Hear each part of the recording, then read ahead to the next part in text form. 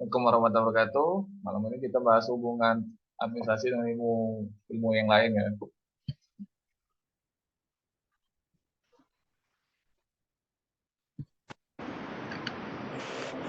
Sudah muncul belum ini PowerPoint-nya? Belum ya? Masih loading. Iya. Nah, bagaimana hubungan administrasi dengan ilmu sosial lainnya? Menurut Septian ya, atau yang tahu Septian ini, Pak Setio. Hubungan administrasi dengan ilmu sosial lainnya.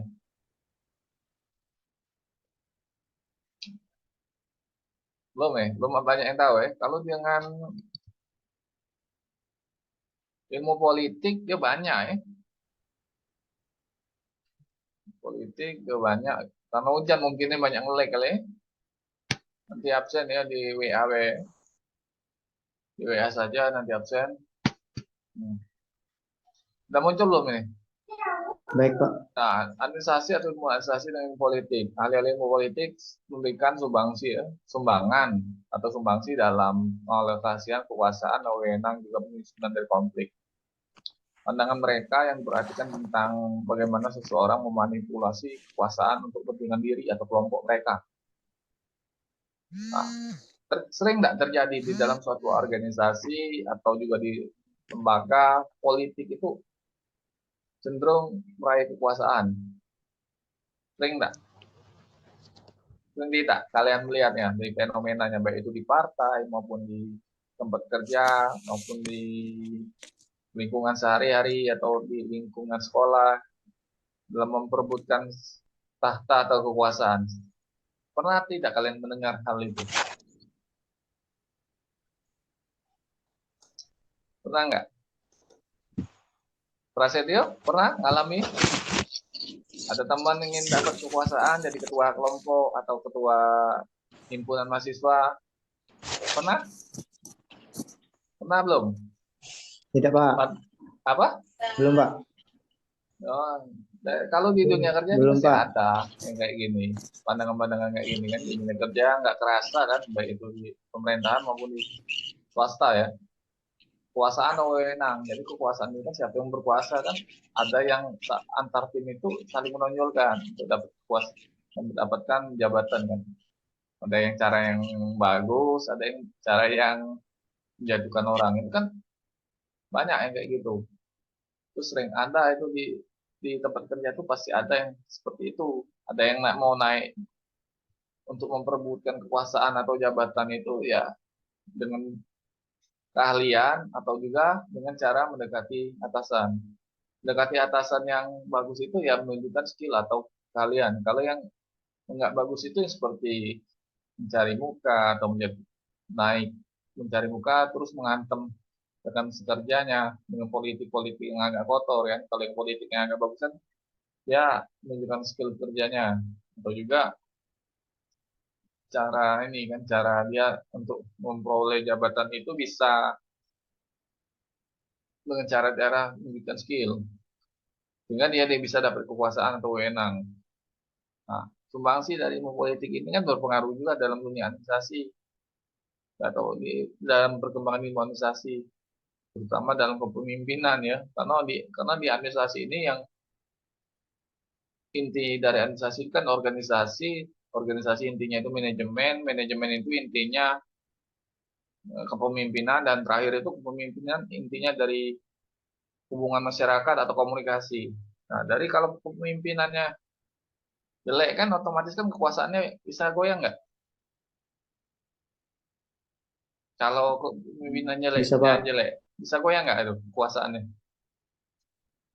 Bisa nggak digulingkan oleh rekan sekerjanya atau lawan lawan politik atau kubu yang berseberangan? Bisa atau tidak?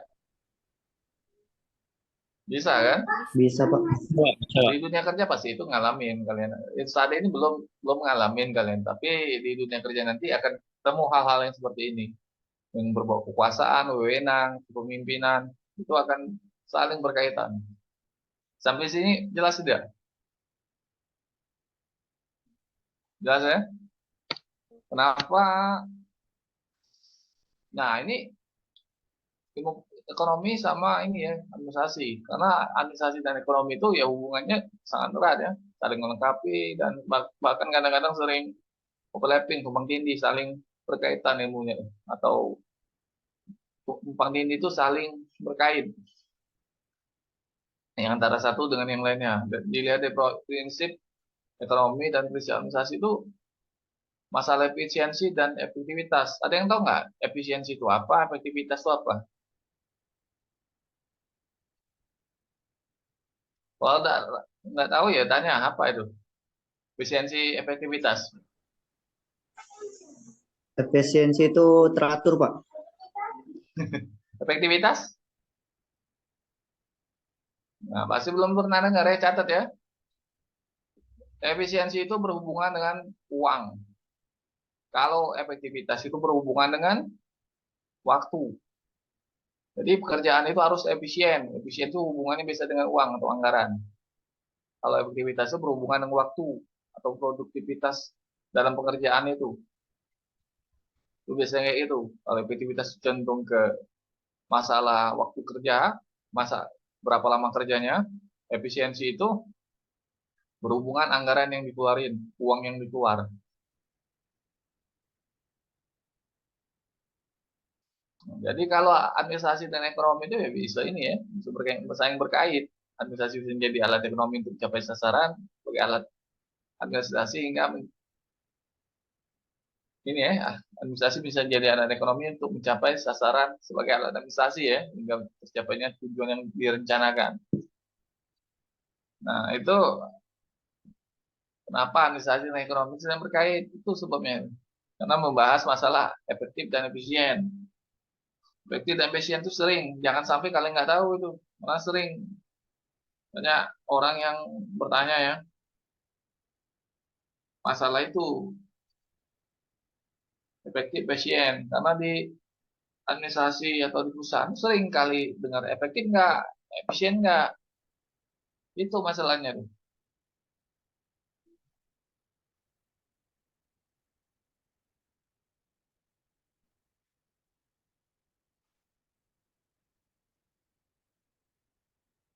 Ya ada yang agak ini ya, bentar ya, ditambah dikit, soal ketik dikit.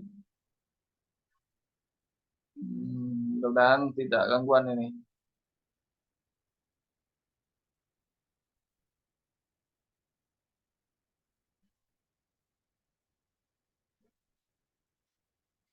Bar ya, bentar.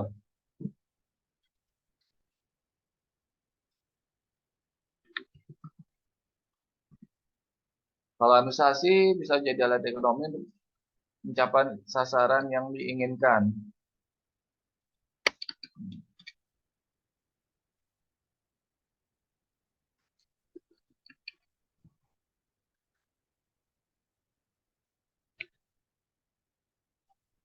Dan sebaliknya nih,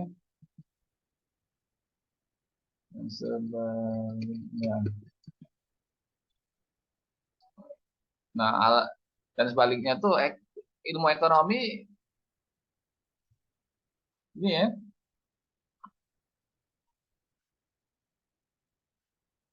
ekonomi dapat digunakan ya, dapat digunakan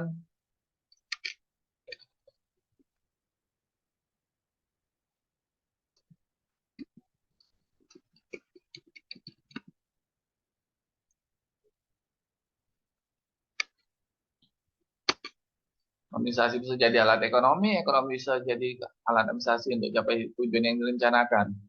Saling berkait. Intinya di sini ya, di masalah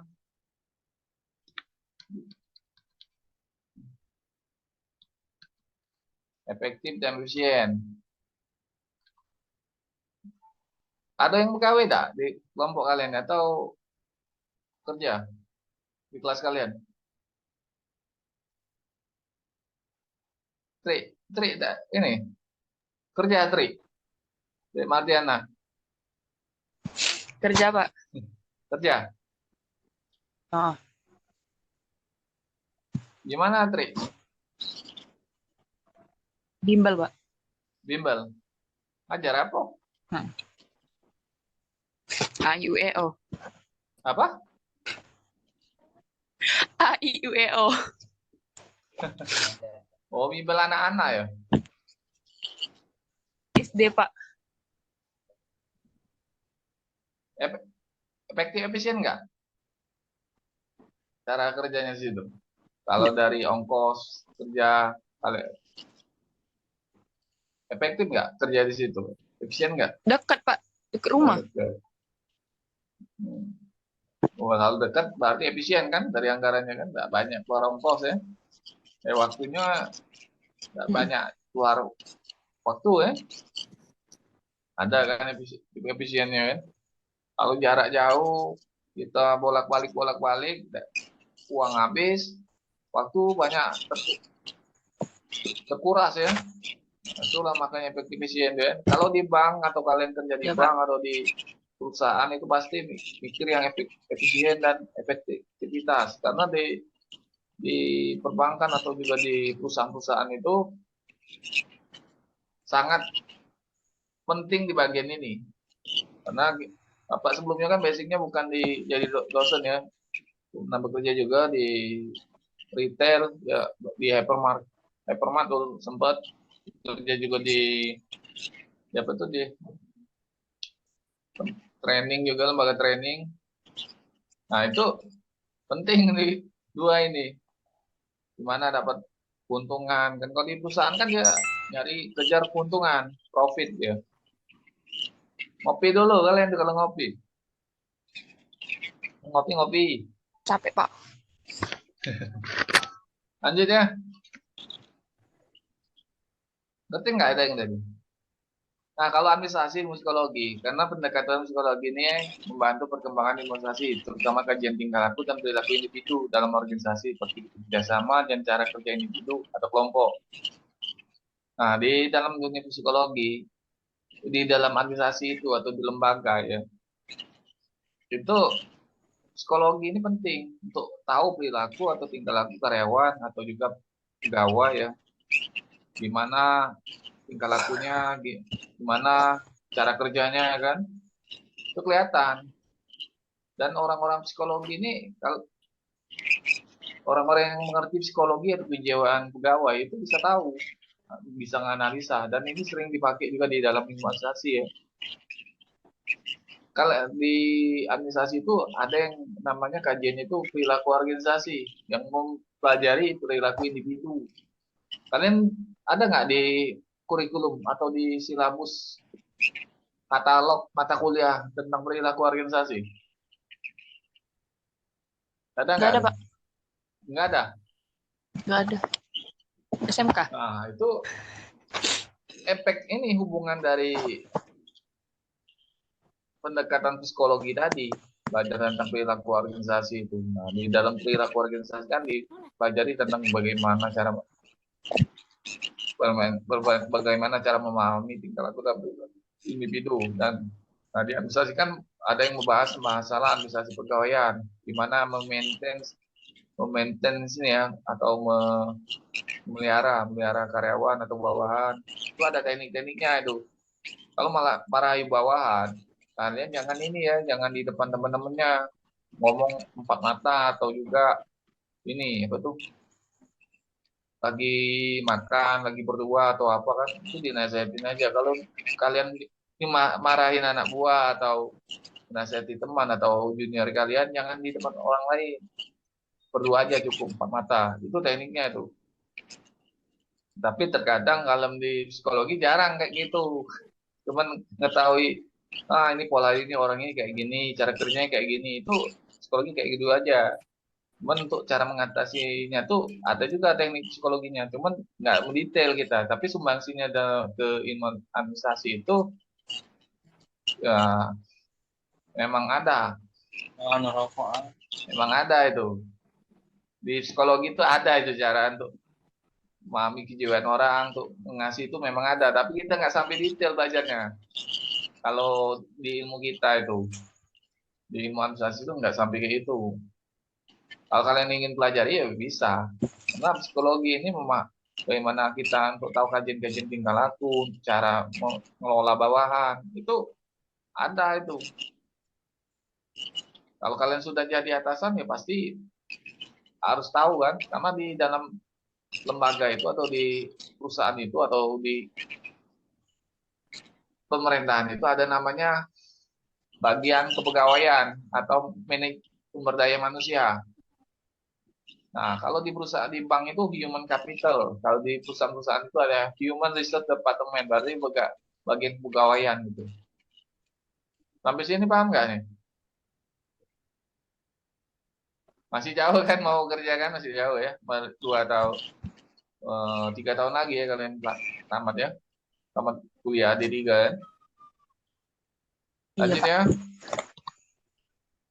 Nah, kenapa dengan administrasi hubungan ilmu hukum? Karena ilmu hukum itu memberi input ya bagi administrasi, terutama kaidah-kaidah norma hukum seperti aturan dalam suatu organisasi maupun lembaga. Nah, di ini ya di perusahaan-perusahaan tuh ada itu aturan-aturan untuk membatasi atau membatasi kegiatan-kegiatan sesuai kaidah hukum, membuat aturan main di perusahaan itu atau aturan-aturan di tempat kerja. Tri, ada nggak kayak gitu, Tri? Aturan kayak gitu di tempat kerjanya. Misalnya telat, Aturan dendanya apa, Pak? berapa? Ada nggak Oh, aturan kalau dalam 1 bulan itu paling sedikit, Pak. apa?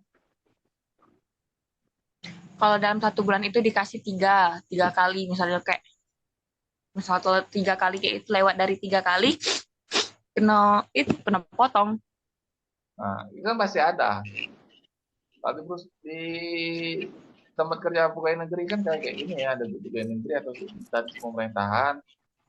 Kalau mereka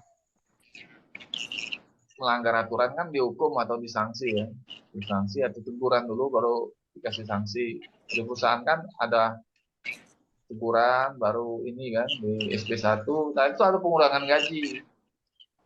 Kalau di negeri kan di non jobin ya, Iya, Pak. nggak dikasih jabatan atau juga di non aktifkan kan.